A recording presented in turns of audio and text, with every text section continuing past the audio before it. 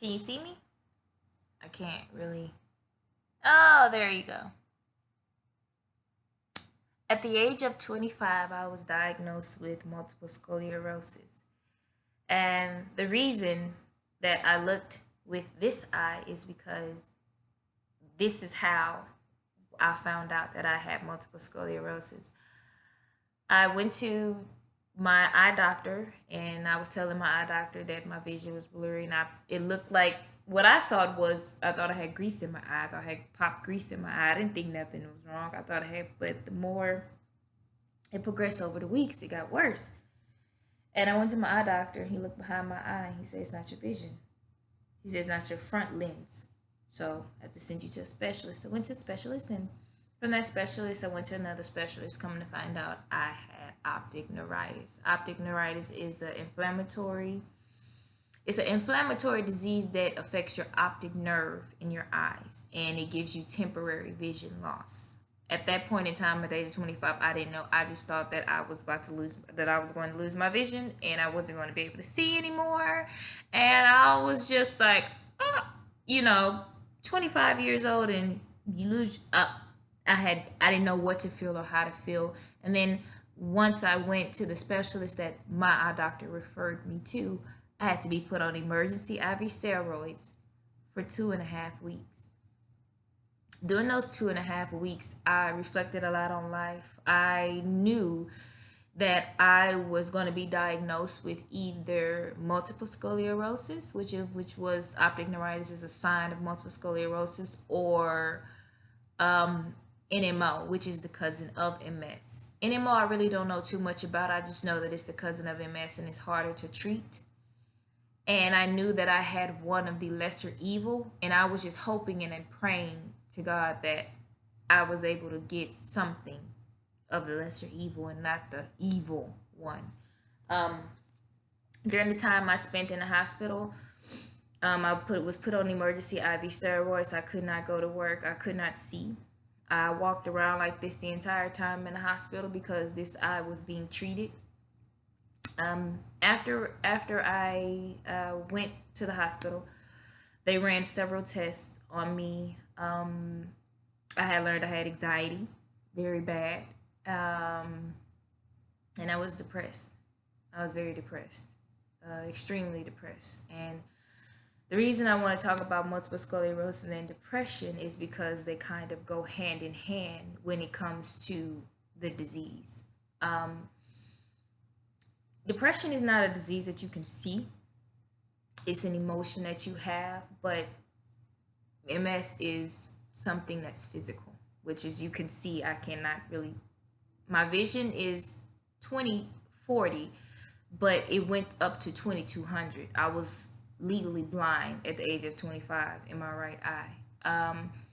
I went through MRIs, I went through CT scans, I had to get a spinal tap, which caused me to have severe migraines and headaches every time I stood up. So then I had to go back and and do a minor surgery because I had a hole in my spine, and they had to do a blood tap where I had to go back and get blood to patch it back. And I was awake during the process, and I did not want to take any medicine, so I just took the pain.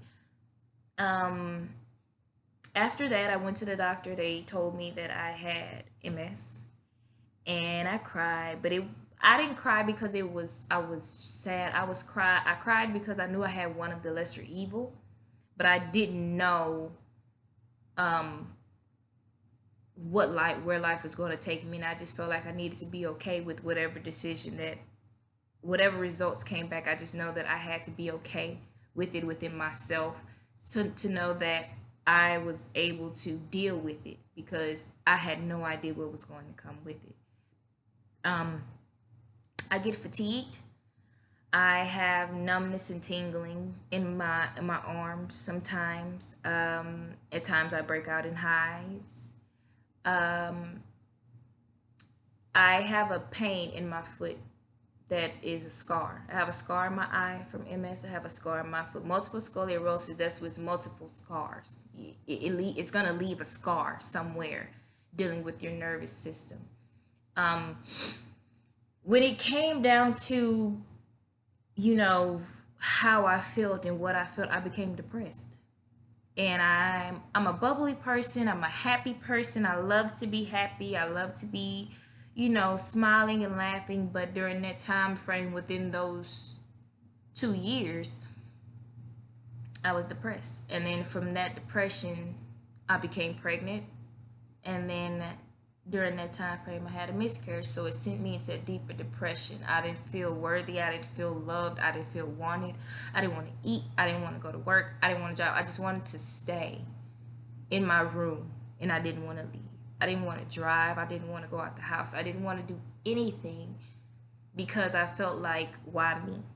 You know, first I go and I get diagnosed with the disease that can disable me and put me in a wheelchair by the time, I'm however old, and or 30 or 35 or 42. And it's just, dealing with that psychologically, it takes a lot on a person. And it took me into a deep depression. It didn't take me until I found meditation and I started to pray more and do more things with myself that has taken me steps in therapy to dealing with my depression and dealing with my MS. And, depression is now the leading cause of disability worldwide. So I have a double whammy, which I have MS, which is the disability, then I have dealing with depression. So I'm on a journey to getting better, doing better, and having the life that I need and I once was going back to after my diagnosis, and to move forward and to go and to be something. I'm a part of the MS Society now. I have groups that I go to. I go to therapy. I meditate. I love to meditate. I changed my diet. I decided not to allow the depression and my diagnosis define my life or who I am or what I am. And I just took it as to be more active and to be an activist in depression and an activist with MS, because I work in the mental health department at my job and I also deal with it. So to me, this informative topic, is to inform you guys and to let you know that no matter what you're going through or what you feel, it's your mindset and it's how you deal with it. I'm 27 years old. I'm still battling with depression and I'm still battling with my MS, but I'm okay. Some days I cry, some days I'm so proud that I did not cry during this entire video, but I hope that you find peace, you find love, you find support in whatever it is that you're dealing with, because life to me is a challenge and it's a fight, and you have to continue to fight and you have to continue to push yourself and you have to continue to just grow and keep going and not allow life situations or life circumstances define who you are and what you are. This speech was very emotional for me. I had to record it several times so that I wouldn't cry. So it's not my best, but it's a start for me. And I just thank everybody and everyone for listening. And if you have any questions or for me dealing with depression or MS, I'm willing to answer any symptoms or any questions you may have or things. How do I deal with them both? I have a bunch of answers for you, and I can tell you that writing is one, reading is another, yoga, meditation, exercising, being more active, eating healthier foods to make me feel better within. And when you do things like this to change your life, you also have to do things not just for one thing. Like if you're going to do it, you have to do everything. Your mental health is as important as your emotional and your physical health. They all align and they all go together. Thank you. I think I ran over a little bit of this video, but I appreciate you guys and I thank you for listening and tuning in.